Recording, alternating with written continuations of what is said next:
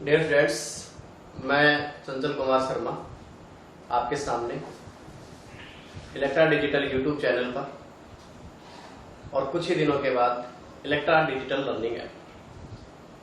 बच्चों की डिमांड थी कि सर काफी लंबा समय हो गया आपका वीडियो देखे हुए, तो मैंने बिल्कुल कोशिश की है आपके सामने यूट्यूब चैनल पर। आज मैं आपकी ख्वाहिश पूरी करने जा रहा हूं। कई बच्चों की डिमांड थी, सर हमें आप लेसन नंबर 9 पढ़ाइए। बिल्कुल उपसहसंयोजक यौगिक चैप्टर मैं आज स्टार्ट करता हूं और पूरी कोशिश करूंगा आपको समझाने की।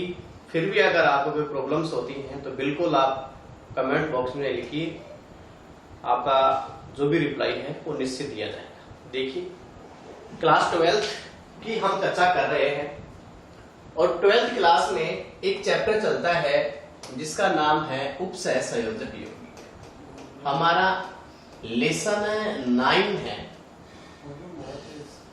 इस लेसन 9 का जो नाम है वो नाम है उपसहसंयोजक यौगिक। उस चैप्टर का जो नाम है वो है उपसहसंयोजक यौगिक। प्यारे स्टूडेंट्स, चैप्टर स्टार्ट करने से पहले हम ये देखते हैं कि उपसहसंयोजक यौगिक क्या होते हैं। इस चैप्टर का नाम उपसहसंयोजक यौगिक क्यों लिया गया है, तो बिल्कुल हम चैप्टर को ग्राउंड लेवल से लेकर चलेंगे और ग्राउंड लेवल से ही मैं आपको इस चैप्टर के बारे में पढ़ा। देखिए, उपसहसंयोजक यौगिक इसे क्यों कहा। तो प्यारे विद्यार्थियों, आपने 11th क्लास में पढ़ा होगा सहसंयोजक बंध और उपसहसंयोजक बंध के बारे में आपने पढ़ा होगा। एक तो आपने पढ़ा होगा कोवलेंट बॉन्ड यानी सहसंयोजक बंध। इसके बारे में आपने निश्चित पढ़ा है कि सहसंयोजक बंध क्या होता है। सिंपल से डेफिनेशन अगर ली जाए इसकी, तो बंध तो देखो इलेक्ट्रॉनों से मिलकर बनता है। अगर कोई भी आपसे पूछे कि बंध का निर्माण किस प्रकार से होता है, सहसंयोजक बॉन्ड है, उपसहसंयोजक बॉन्ड है, इनका निर्माण इलेक्ट्रॉन से होता है। तो सहसंयोजक बंध की हम बात करें, जैसे देखिए ए और बी, हमारे पास एक एटम ए है और एक एटम बी है। इस ए और बी के बीच में कोई बॉन्ड लगा हुआ है। ये बॉन्ड ए और बी के बीच में बॉन्ड है। इस बॉन्ड को मैं बता रहा हूं कि ये सहसंयोजक बंध है। कहने का मतलब ये कोवलेंट बॉन्ड है। क्या है? कोवलेंट बॉन्ड है। तो प्यारे विद्यार्थियों, सहसंयोजक बंध किसे कहते हैं? देखिए, इस बंध का निर्माण इलेक्ट्रॉन से हुआ है। सहसंयोजक बंध का निर्माण, तो यहां एक इलेक्ट्रॉन तो देता है बी परमाणु और एक इलेक्ट्रॉन कौन देता है? ए परमाणु। जो मैंने येलो कलर से दर्शाया है वो यहां इलेक्ट्रॉन है। तो एक इलेक्ट्रॉन दे रहा है ए परमाणु और एक इलेक्ट्रॉन दे रहा है बी परमाणु। तो इलेक्ट्रॉन ये और ये दोनों इलेक्ट्रॉन मिलकर और एक बॉन्ड का निर्माण कर देते हैं। दोनों मिलकर एक बॉन्ड का निर्माण कर देते हैं, यानी ए और बी परमाणु सहसंयोजक बंध से जुड़ जाते हैं और इनको जोड़ने का कार्य एक इसका इलेक्ट्रॉन और एक इसका इलेक्ट्रॉन करता है। तो इस प्रकार से एक साझा हो गया। इस बॉन्ड को बनाने में दोनों परमाणुओं का क्या हो गया? साझा हो गया, पार्टनरशिप हो गई। तो यहां जब कोई भी दो परमाणुओं के बीच में जब सहसंयोजक बंध बने और उसमें यदि इलेक्ट्रॉन्स का क्या हो? साझा हो, पार्टनरशिप हो, यानी एक इस परमाणु के द्वारा दिया गया है और एक इस परमाणु के द्वारा दिया गया है, तो इस बंध को कहते हैं सहसंयोजक बंध। तो ये तो आपने 11th क्लास में पढ़ा होगा सहसंयोजक बंध के बारे में। ठीक है, अब उससे आगे मैं चर्चा करता हूं उपसहसंयोजक यौगिक, जो हम चैप्टर लेके चल रहे हैं उपसहसंयोजक बंध के बारे में। क्योंकि हम जो चैप्टर पढ़ रहे हैं उसका नाम उपसहसंयोजक यौगिक है, तो ये नाम क्यों रखा गया है इसकी हमें जानकारी होना बहुत ही जरूरी है। रखने से कोई फायदा नहीं है। बिल्कुल हम चैप्टर से यहां से शुरुआत कर रहे हैं कि इसका नाम आखिर उप सहसंयोजक यौगिक क्यों रखा गया है। देखिए, क्योंकि इसमें उप सहसंयोजक बंध पाया जाता है। यहां इस चैप्टर में हम जिस भी यौगिकों के बारे में चर्चा करेंगे ना, उसमें उप सहसंयोजक बंध पाया जाता है। यानी उनमें क्या मिलेगा, उप सहसंयोजक का जो बॉन्ड है वो प्रेजेंट होगा।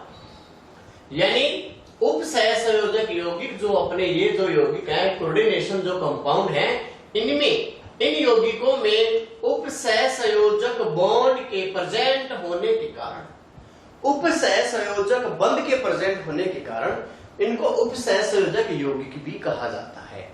यानी इस चैप्टर में हम जिस भी यौगिक के बारे में चर्चा करेंगे उसमें उप सहसंयोजक बंध पाया जाएगा, उप सहसंयोजक बंध पाया जाएगा। अभी हम चर्चा कर रहे हैं उप सहसंयोजक बंध की। तो उप सहसंयोजक बंध क्या होता है, देखिए हमारे पास एक तो ए परमाणु है और एक परमाणु है हमारे पास बी। दो परमाणु है, एक ए परमाणु है और एक बी परमाणु। अब हम करते क्या है, ए के पास लोन पेयर है, इलेक्ट्रॉन युग्म है, यानी ए और बी के बीच यहां जो बॉन्ड बनेगा उसमें केवल दोनों इलेक्ट्रॉन एक ही परमाणु डोनेट करता है। यहां क्या करता है, एक इलेक्ट्रॉन ए के द्वारा दिया गया है और एक इलेक्ट्रॉन बी के द्वारा दिया गया है। लेकिन डियर स्टूडेंट्स, जब सहसंयोजक बंध बनाने के लिए आवश्यक दोनों इलेक्ट्रॉन किसी एक ही परमाणु के द्वारा दिए जाएं, तो यहां ये दो इलेक्ट्रॉन हैं और ये दोनों इलेक्ट्रॉन एक के द्वारा दिए गए हैं और ये इसके साथ साझा करके और बॉन्ड बना लेता है। तो इस प्रकार का जो बंध है वो बंध क्या कहलाता है, उप सहसंयोजक बंध। कहने का मतलब कोऑर्डिनेशन जो बॉन्ड होता है वो क्या होता है कि जिसमें दोनों परमाणु के जो बीच जो बंध होता है, जिसमें दोनों इलेक्ट्रॉन किसी एक ही परमाणु के द्वारा दिए जाते हैं, तो वो बंध किस प्रकार का होता है, वो उप सहसंयोजक बंध होता है। ये भी 11th क्लास में था, लेकिन चैप्टर जब हमारा शुरू कर रहे हैं तो एक बार इनके बारे में हम दोबारा से देख लेते हैं।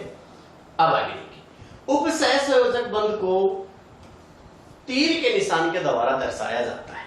इसके जो पीछे होता है वो तो होता है दाता परमाणु, इसके जो पीछे होता है वो होता है दाता परमाणु और इसके जो आगे होता है वो होता है ग्राही परमाणु। कहने का मतलब एक तो डोनेट करने वाला और एक एक्सेप्ट करने वाला। तो यहां दो इलेक्ट्रॉन आ रहे हैं तो इनको हम क्या कह सकते हैं, इलेक्ट्रॉन युग्म। क्या कह सकते हैं, इलेक्ट्रॉन युग्म। तो यहां दाता परमाणु कौन सा है, तो ए डोनेट कर रहा है तो ए दाता परमाणु है और बी क्या है, ग्राही परमाणु है। तो प्यारे विद्यार्थियों, सहसंयोजक बंध में दो परमाणुओं के बीच जब बंध बनता है तो दोनों परमाणुओं में पार्टनरशिप हो जाती है और दोनों परमाणुओं के द्वारा एक एक इलेक्ट्रॉन दिया जाता है। लेकिन इस उप सहसंयोजक बंध की अगर हम चर्चा करें तो उप सहसंयोजक बंध में दोनों इलेक्ट्रॉन किसी एक ही परमाणु के द्वारा डोनेट किया जाता है। और हमारा जो चैप्टर है उप सहसंयोजक यौगिक, इसमें उप सहसंयोजक बंध पाए जाते हैं, इसीलिए इनका नाम उप सहसंयोजक यौगिक रखा गया है। और इस चैप्टर में हम पढ़ने वाले हैं सारे के सारे उप सहसंयोजक यौगिकों के बारे में। तो ये तो था हमारा सहसंयोजक बंध और उप सहसंयोजक बंध के बारे में। तो देखिए आगे हम देखते हैं उप सहसंयोजक यौगिकों का दूसरा नाम और है। उप सहसंयोजक जो यौगिक है, जो हम चैप्टर पढ़ रहे हैं उप सहसंयोजक यौगिक, इनका सेकंड जो नाम है, यानी कहने का मतलब निकनेम कह सकते हैं अपन इसको, या इनको अपन सेकंड नाम क्या दें, तो वो देखिए इनका जो दूसरा नाम है वो क्या है, वो है संकुल यौगिक। संकुल यौगिक कह दो या कॉम्प्लेक्स कंपाउंड भी कहते हैं। संकुल यौगिक कह दो या फिर इनको कॉम्प्लेक्स कंपाउंड भी कहा जाता है। देखिए थोड़ा इंग्लिश भी आपको याद करना पड़ेगा। कॉम्प्लेक्स कंपाउंड भी कहते हैं इनको, कोऑर्डिनेशन कंपाउंड भी कहते हैं। अब हम कॉम्प्लेक्स कंपाउंड इनको क्यों कह रहे हैं, उपसहसंयोजक यौगिक क्यों कह रहे हैं, इनका दूसरा नाम संकुल यौगिक है, ऐसा क्यों है, इस सब के बारे में हम चर्चा करेंगे। बिल्कुल जीरो लेवल से पढ़ेंगे और लगातार आप हमारे साथ बने रहेंगे तो कोई समस्या आने वाली नहीं है। चैनल को लाइक और सब्सक्राइब जरूर करना, शेयर करना, हर बच्चे को इसका फायदा मिलना चाहिए। हमारा जो उपसहसंयोजक यौगिक है, जो कोऑर्डिनेशन कंपाउंड है या जो संकुल यौगिक है, इसमें इस प्रकार से एक बड़ा कोष्ठक आता है, इस प्रकार। तो मैं एक छोटा सा उदाहरण लेके आपको बता रहा हूं, जैसे K for FeCN6, K for FeCN6, ये हमारा संकुल यौगिक का एक उदाहरण है, उपसहसंयोजक यौगिक का एक उदाहरण। बिल्कुल आपने देखा होगा कि इनके बीच में क्या क्या आ रहा है, क्या नहीं आ रहा है। देखिए, हमारा जो ये यौगिक है संकुल यौगिक है, और दूसरा एक यौगिक और ले रहा हूं मैं NaCl, और एक यौगिक और ले रहा हूं मैं जैसे K for एक यौगिक और ले लेते हैं हम KCl MgCl2.6H2। देखिए, आपके सामने तीन कंपाउंड हैं, तीनों कंपाउंड के बारे में हम जानकारी प्राप्त करेंगे। चैप्टर अभी स्टार्ट नहीं हुआ है, अभी केवल हम इनके जो छोटे छोटे जो टॉपिक्स हैं उनके बारे में देख रहे हैं। तो देखिए, NaCl, बिल्कुल आपका नाम सुना हुआ है, NaCl सोडियम क्लोराइड के बारे में आप पढ़े हुए हो। ये क्या है प्यारे विद्यार्थियों, ये बिल्कुल आपने नाम सुना होगा, ये साधारण नमक है। ये क्या है, ये साधारण नमक है। अब एक साधारण नमक ये है, NaCl है, यानी कहने का मतलब ये एक लवण है। आप ये भी कह सकते हो कि ये एक साल्ट है। जब इसको जल में डाला जाता है तो जलीय विलयन में, ये जलीय विलयन में सभी आयनों का परीक्षण देता है। पहली बात तो ये सभी आयनों का परीक्षण देता है, सभी आयनों का परीक्षण देता है। इसी प्रकार दूसरी हम बात करें इसकी, तो इसमें और इसमें आपको अंतर दिखाई दे रहा होगा। क्या अंतर दिखाई दे रहा है वो देखिए, यहां एक तो KCl है और एक MgCl2 है, यानी यहां दो साल्ट हैं। कितने साल्ट हैं? डबल साल्ट हैं। तो ये डबल साल्ट, ये इसका क्रिस्टलीय जल होता है जिसे हाइड्रेट कहते हैं। तो यहां इसको हम डबल साल्ट या द्विक लवण कहते हैं। तो डबल साल्ट या द्विक लवण क्या होता है ये भी जानना जरूरी है। डबल साल्ट क्या होता है? जो साल्ट दो सामान्य लवणों से मिलकर बना होता है। द्विक लवण क्या है? आपसे पूछा जाए द्विक लवण क्या है? ये लवण दो सामान्य लवणों से मिलकर बने होते हैं, यानी ये दो सामान्य लवणों से मिलकर बने होते हैं।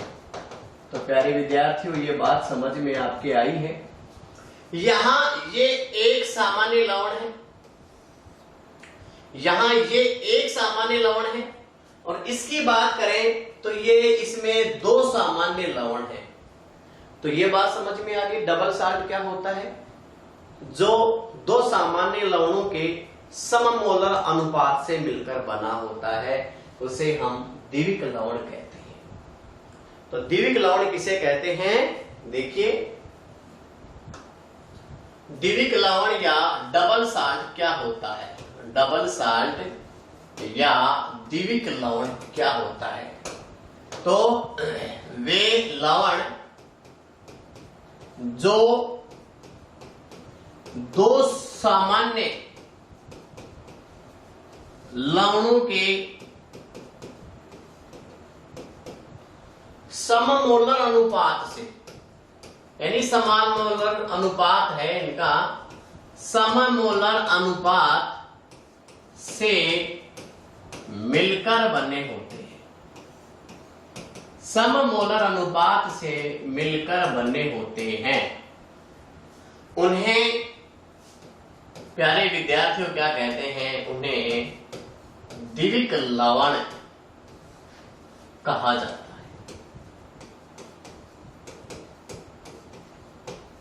देखो नाम से पता चल रहा है, द्विविक मीन्स दो, लवण मीन्स लवण, यानी जो दो सामान्य लवणों के सममोलर अनुपात से मिलकर बने होते हैं, उन्हें हम क्या कहते हैं? द्विविक लवण कहते हैं। एग्जाम्पल आपके सामने है, देखिए एग्जाम्पल इसके। एग्जाम्पल नंबर 1, KCl MgCl2.6H2, ये एक द्विविक लवण है। इसके अलावा और देखिए एग्जाम्पल बहुत अपने पास, FeSO4 NH42SO4.6H2, एक ये है हमारे पास, ये भी डबल साल्ट है। और इसके अलावा और देखिए K2SO4 Al2SO4 3.24H2। तो ये हमारे पास जो मैंने एग्जाम्पल लिखे हैं, example number 1, example number 2, example number 3, ये आपके सामने जो मैंने 3 एग्जाम्पल लिखे हैं, ये तीनों एग्जाम्पल किसके हैं? डबल साल्ट के। किसके एग्जाम्पल हैं? डबल साल्ट के। नाम भी बता देता हूं, इसका नाम होता है कर्नेलाइट, इसका नाम होता है मोहर साल्ट या मोहर लवण, ये हमारे प्रैक्टिकल में भी काम में आता है। और ये हमारा है पोटास एलम, या जिसे हम फिटकरी भी कहते हैं। ये हमारे पास आपके सामने जो साल्ट दिए गए हैं, ये डबल साल्ट है। अब बात ये आती है कि डबल साल्ट क्यों है? तो देखिए दोबारा से चर्चा कर देते हैं एक बार, क्या दिक्कत है। देखिए इसमें बेटा आपको एक तो KCl और एक MgCl2 दिखाई दे रहा है, इसमें बेटा आपको फॉस्फोरस सल्फेट है, फेरस सल्फेट है, अमोनियम सल्फेट दिखाई दे रहा है, इसमें आपको पोटेशियम सल्फेट, और इसके अलावा देखिए एक तो पोटेशियम सल्फेट है और एक एल्यूमिनियम सल्फेट है। तो सभी में आपको डबल डबल साल्ट दिखाई दे रहे हैं, इसीलिए इनको डबल साल्ट कहा जाता है, द्विविक लवण कहा जाता है। कर्नेलाइट, मोहर लवण और पोटास एलम, ये डेफिनेशन और एग्जांपल्स आपके सामने है। देखिए और भी क्या विशेषताएं इनकी, इन लवणों की और क्या विशेषताएं हैं वो भी देख लेते हैं नेक्स्ट पेज के ऊपर। देखिए अपना जो द्विविक लवण होता है, अपना जो द्विविक लवण है, कहने का मतलब डबल साल्ट है,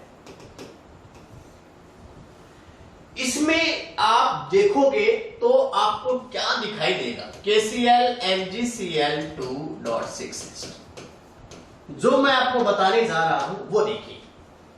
इसमें बताने जा रहा हूं मैं कि KCl में क्या होता है, K प्लस और Cl माइनस। अगर आयंस की हम बात करें, K प्लस और Cl माइनस, अगर मैं MgCl2 की बात करूं तो इसमें कौन से आयन है? Mg+2 और Cl माइनस। तो बेटा ये नॉर्मल चीज है, कोई इतना डिफिकल्ट नहीं है, कौन कौन से आयन है।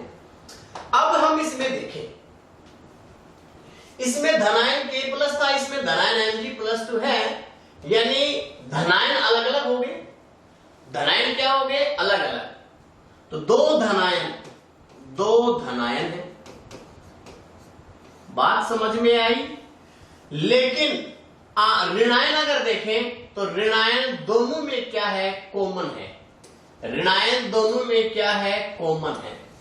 तो द्विविक लवण की ये एक, मैं क्या कहूं आपको, प्रॉपर्टी मान लो आप, या इसका कोई करैक्टर मान लो। यानी इसमें दो धनायन है, एक ये है और एक ये है, और ऋणायन एक ही है। एक एग्जांपल देखा आपने, कोई दिक्कत नहीं है। सेकंड एग्जांपल भी देखिए।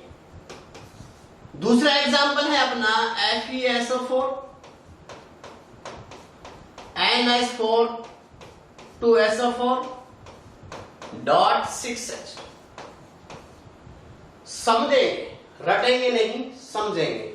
देखिए अब इसमें नेक्स्ट हम चर्चा कर रहे हैं कि इसके जो धनायन है वो देखिए, इसमें Fe+2 है और SO4 -2। Fe+2 है और क्या है, SO4 -2। इसमें देखिए NH4 प्लस है और SO4 -2।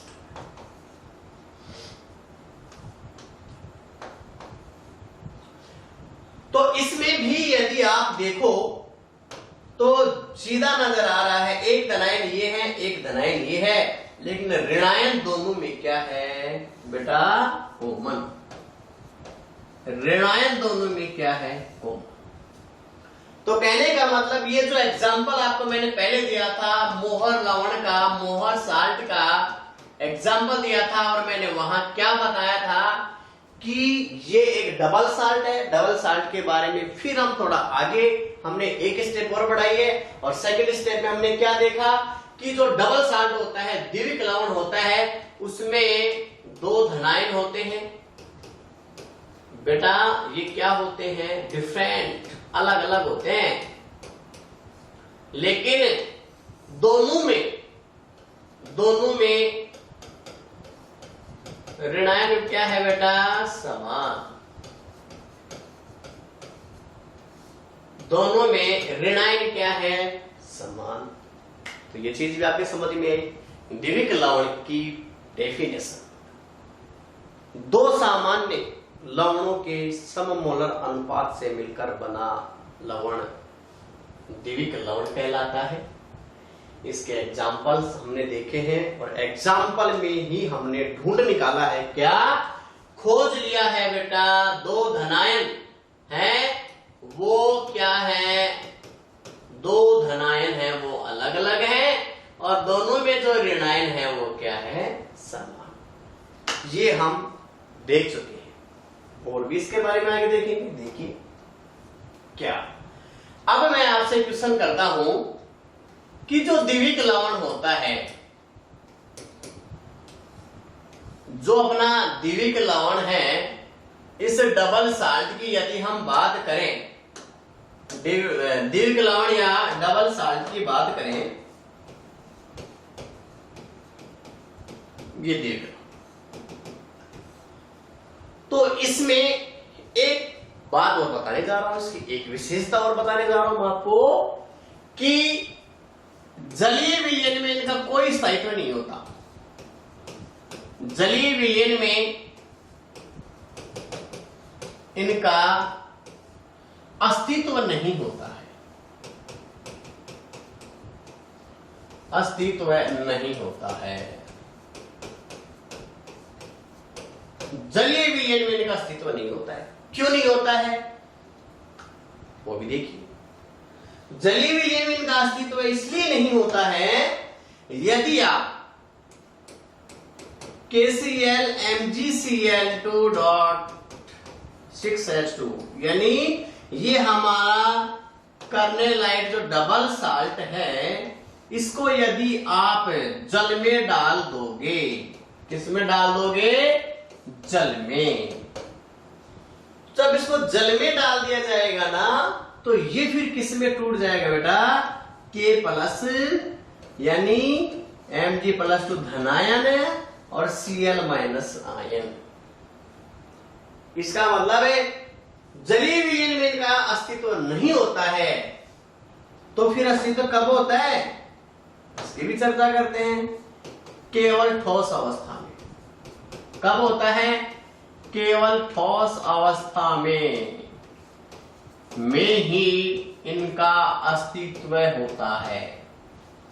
ठोस अवस्था में ही इनका अस्तित्व होता है।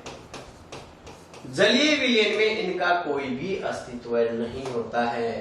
और क्यों नहीं होता है वो मैंने आपको बता दिया है, क्योंकि जल में ये आयनों में वियोजित हो जाता है और आयनों में यानी इन सभी आयनों का क्या देगा, परीक्षण।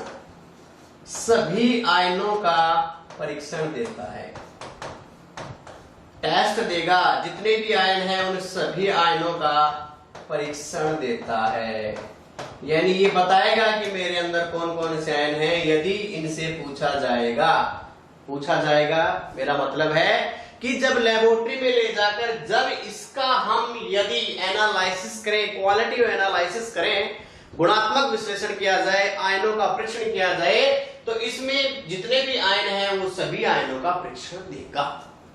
तो क्या क्या समझ में आया? दीर्घ लवण के बारे में एक बार पीछे वापस में आए, रिवर्स करता हूं। डबल साल्ट क्या होता है, पिछला पेज देखिए। वे लवण जो दो सामान्य लवणों के सममोलर अनुपात से मिलकर बने होते हैं उन्हें दीर्घ लवण या डबल साल्ट कहा जाता है। इसके बाद हमने एग्जाम्पल देखे हैं, इसके 3 एग्जाम्पल मैंने लिखे हैं। ये इसके एग्जाम्पल है। डबल साल्ट क्यों है ये मैंने बताया कि डबल दो साल्ट से मिलकर बना हुआ है। अगला पेज देखिए। फिर मैंने क्या बताया कि द्विविक लवण जो है, एक एग्जाम्पल यदि उसका लिया जाए तो उसमें 2 धनायन और 1 ऋणायन जो होता है वो कॉमन होता है, यानी दोनों लवणों में पाए जाने वाला जो ऋणायन है वो समान होता है। आगे देखिए, और भी एग्जाम्पल बताए थे मैंने। 2 धनायन है वो अलग अलग है, दोनों में ऋणायन है वो समान है। नेक्स्ट पेज लिया आपने। द्विविक लवण है वो जलीय विलयन में इनका अस्तित्व नहीं होता है, केवल ठोस अवस्था में ही इनका अस्तित्व होता है। जलीय विलयन में क्यों नहीं होता है? क्योंकि जलीय विलयन में डालते ही ये आयनों में टूट जाता है। अस्तित्व क्या होता है देखिए, हमको यदि पानी में डाल दिया जाए और उसके बाद हमारे बॉडी पार्ट्स टूट जाए, हाथ टूट के अलग हो गया, पैर टूट के अलग हो गया, सिर टूट के अलग हो गया, तो हमारा क्या अस्तित्व है? कुछ भी नहीं है।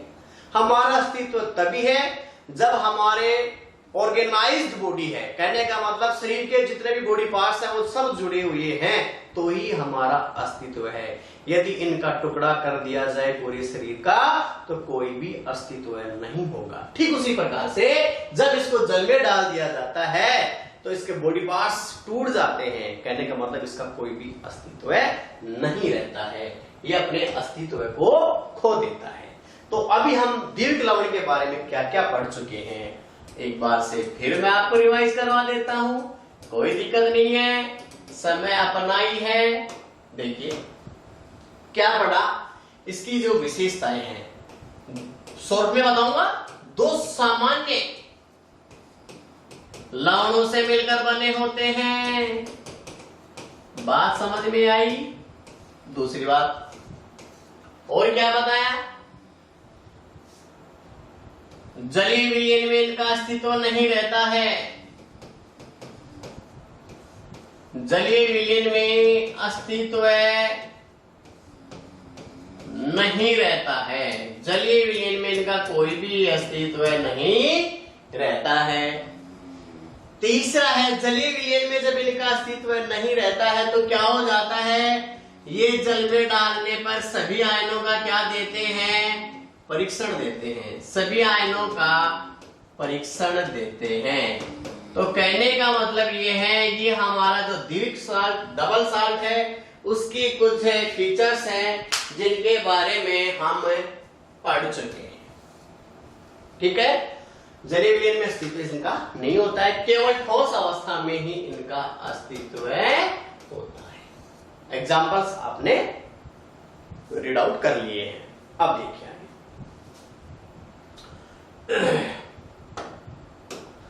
अब हमें संकुल यौगिकों की बात कर रहे हैं। अब हम आते हैं अपने वापस उसी टॉपिक के ऊपर, संकुल यौगिक। या चैप्टर है हमारा उपसय संयोजक यौगिक, दूसरा नाम है इसका। संकुल यौगिक का हमने एक उदाहरण भी लिया है, जैसे ये ले लो आप K3FeCN6,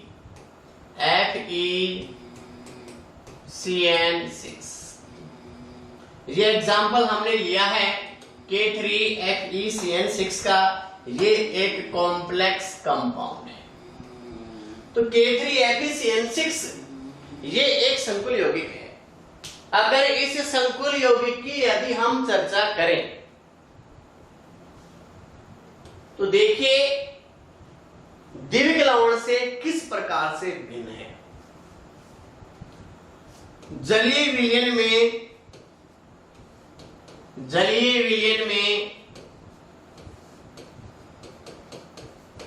सभी आयनों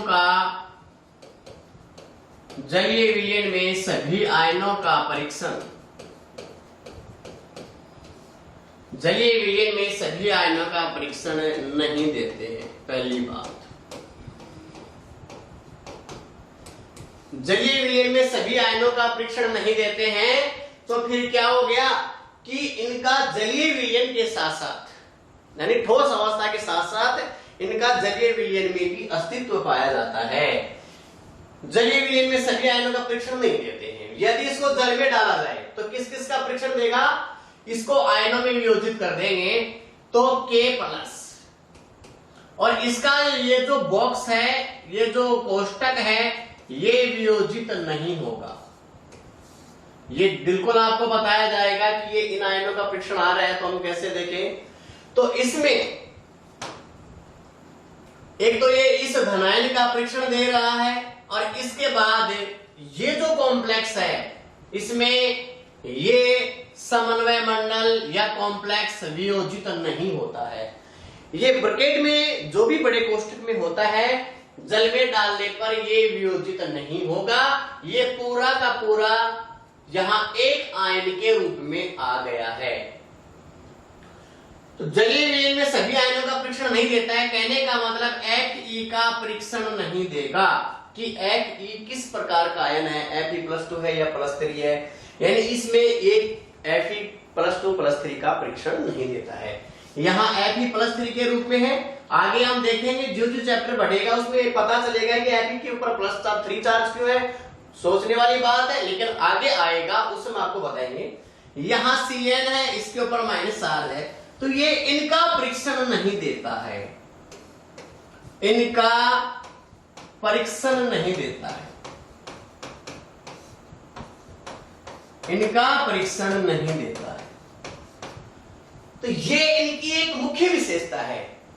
जैसे हमने इसको जल में डाला, आयनों में वियोजित हुआ, तो जल में डालने पर ये आयन देता है, तो 3K+ आयन देगा, और एक ये आयन देगा ऋणायन FeCN6 जिसके ऊपर -3 चार्ज है, ये आयन देगा। अब बात आती है Fe और CN6 है, तो Fe पर कौन सा चार्ज, Cn पर कौन सा चार्ज है, ये इस प्रकार का कोई भी हमें टेस्ट नहीं देता है। इसका क्वालिटेटिव एनालिसिस यदि किया जाए, गुणात्मक विश्लेषण यदि किया जाए, तो हम इसमें पाए जाने वाले जो भी आयन है, ग्रुप हैं, या कोई कुछ प्रकार के कोई परमाणु हैं, उनके ऊपर कौन सा चार्ज है उसके बारे में हम नहीं बता सकते हैं। यानी रिसर्च के लेबोरेटरी में ले जाकर क्वालिटेटिव एनालिसिस करने के बाद भी हम इनके अंदर जो पाए जाते हैं उनका एनालिसिस, यानी उन कौन से आयन हैं, ये नहीं बताया जा सकता है। क्यों नहीं बताया जा सकता है? क्योंकि ये पूरा एक साथ रहता है, टूटता नहीं है, ब्रेक नहीं होता है, और टूटता नहीं है इसीलिए आयनों में नहीं जाता। टूटता तो आयनों में वियोजित हो जाता है, तो ये टूटता नहीं है। कहने का मतलब जो कोष्टक के अंदर जो है वो ठीक उसी प्रकार से रहता है, जल में डालने के बाद भी और जल में से बाहर रहे, ठोस अवस्था में रहे तब भी। कहने का मतलब है इस कोष्टक का विखंडन नहीं होता है, इसमें पाए जाने वाले आयनों का कोई भी किसी प्रकार का परीक्षण आपको देखने को नहीं मिलेगा। तो अंतर आया संकुल यौगिक में और द्विविक लवण में। क्या अंतर आया कि संकुल यौगिक जलीय विलयन में भी स्थायी होते हैं, जबकि द्विविक लवण जलीय विलयन में स्थायी नहीं होते हैं, वो केवल ठोस अवस्था में स्थायी होते हैं। अंतर आया। फिर संकुल यौगिक और द्विविक लवण में अंतर क्या है कि द्विविक लवण दो समान दो सामान्य लवणों के सममोलर अनुपात से मिलकर बने होते हैं, जबकि संकुल यौगिकों में ऐसा होना जरूरी नहीं है। संकुल यौगिक जलीय विलयन में सभी आयनों का परीक्षण नहीं देते हैं, जबकि द्विक लवण जलीय विलयन में सभी आयनों का परीक्षण देते हैं। ये इन दोनों में क्या आ गया बेटा, अंतर आ गया, जो बोर्ड के एग्जाम में पूछा गया है कि संकुल यौगिक और द्विक लवण में क्या अंतर है। देखिए अंतर देख लेते हैं। इधर तो लिख देता हूं मैं द्विक लवण कि द्विक लवण में और संकुल यौगिकों में क्या अंतर है। तो द्विक लवण ये तो अपना द्विक लवण है, और ये अपना है बेटा संकुल यौगिक कह दो या फिर संकुल लवण कह दो। द्विक लवण और संकुल यौगिकों में क्या अंतर है ये हम देखने वाले हैं। तो देखिए पहला अंतर, नंबर 1 पहला अंतर है वो क्या है, ये लवण दो सामान्य लवणों के सममोलर अनुपात।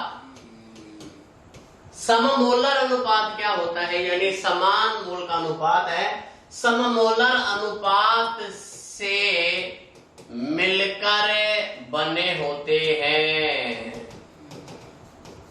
कहने का मतलब ये लवण तो सामान्य लवणों की सममोलर अनुपात से मिलकर बने होते हैं, और इसमें क्या है कि ये सममोलर अनुपात है वो जरूरी नहीं है।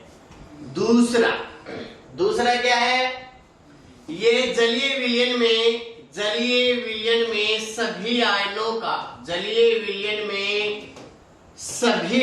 का परीक्षण देते हैं। एक ये अंतर है, सभी आयनों का परीक्षण देते हैं। किसमें, जलीय विलयन में। और इसमें क्या है, जलीय विलयन में सभी आयनों का परीक्षण नहीं देते हैं। तीसरा है, जलीय विलयन में अपना स्थायित्व खो देते हैं बेटा। जलीय विलयन में अपना स्थायित्व खो देते हैं। जलीय विलयन में अपना स्थायित्व खो देते हैं। और इसमें क्या है बेटा, जलीय विलयन में स्थायित्व बनाए रखते हैं। अंतर आपको सही ढंग से लिखना है, मैं आपको शॉर्ट में बता रहा हूं कि जलीय विलयन में स्थायित्व खो देते हैं, स्थायित्व ये बनाए रखते हैं, अपना स्थायित्व नहीं खोते हैं। तो इस प्रकार से प्यारे विद्यार्थियों, ये हमने चैप्टर के शुरुआत में द्विक लवण और संकुल लवणों के बारे में अध्ययन किया है। आगे वाले वीडियो में हम इससे आगे वाला जो पार्ट है वो पढ़ेंगे। अभी केवल हमने बोर्ड में आया हुआ जो क्वेश्चन है संकुल लवण और संकुल यौगिक और द्विक लवण में क्या अंतर है वो आपको बताया है। अब हम द्विक लवण को यहीं छोड़ देते हैं और संकुल यौगिकों को आगे लेकर चलेंगे। इस चैप्टर में हम संकुल यौगिकों के बारे में अध्ययन करेंगे। बिल्कुल मैंने आपको ये जो पढ़ाया वो समझ में आया होगा, आशा करता हूं। और पीछे जो मैंने पढ़ा दिया है उसको एक बार फिर से आप दोबारा से वीडियो को देखें, समझें, समझने की कोशिश करें। जितना कंसंट्रेट होकर आप वीडियो देखेंगे उतना ही अच्छा आपको समझ में आएगा। अभी आपको YouTube पर मैं वीडियो दे रहा हूं, उसके बाद जो भी वीडियो है आपको लर्निंग लेटर डिजिटल पर मिलेंगे और उसके लिए कॉस्ट भी रखी गई है, वो आपको बता दिया जाएगा। तब तक बिल्कुल आप फ्री में आनंद लीजिए। धन्यवाद।